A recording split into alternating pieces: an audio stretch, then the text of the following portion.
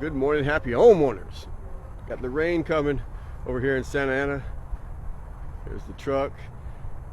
We'll turn this around. Beautiful street, boy. I tell you what, it's like Leave It to Beaver Street.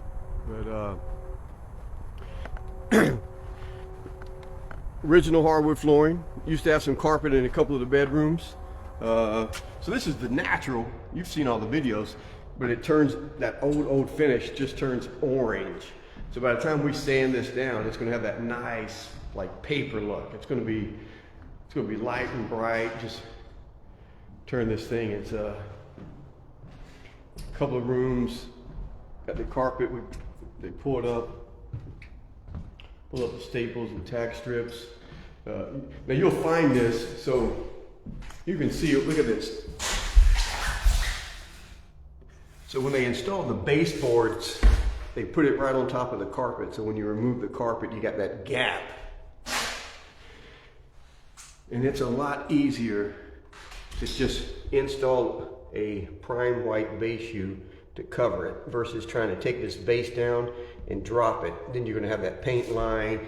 It's a mess. Just save yourself some time and frustration.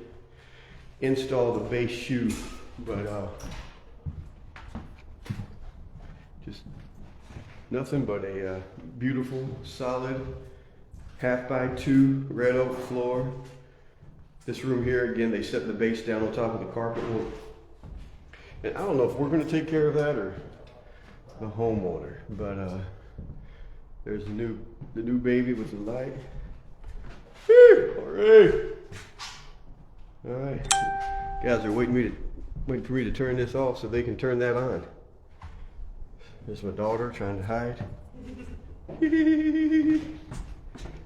All right, guys, any questions? You need a copy of our book, 9 Secrets to Refinishing Wood Floors? Reach out.